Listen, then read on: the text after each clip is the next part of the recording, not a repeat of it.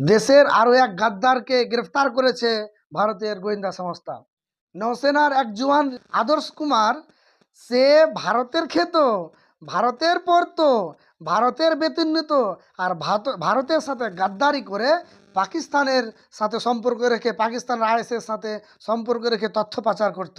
আবার প্রমাণিত হলো দেশের গাদ্দার কারা। বলো, देश के गद्दारों को गोली मारो सालू को। একে হে তোমাদের বাবার জামাই। এখন বলো, দেশের গাদ্দারকে গুলি মারতে হবে, দেশকে বিক্রি করেও খাচ্ছ তোমরা, আর দেশের সাথে গাদ্দারিও করছো তোমরা। पाकिस्तान के लिए जासूसी करते हुए नौसेना के जवान आदर्श उर्फ लक्की कुमार को देखिए कि गिरफ्तार किया गया है। इसको यूपी एटीएस ने गिरफ्तार किया है और इसका कनेक्शन जो है आईएसआई से बताया जा रहा है। सोचिए कि हमारे देश के नौजवान है ये आदर्श कुमार, और हमारे देश का नमक खाकर हमारे देश के साथ गद्दारी कर रहा था। ऐसे ऐसे गद्दारों को क्या सजा होना चाहिए, कमेंट करके जरूर बताइएगा।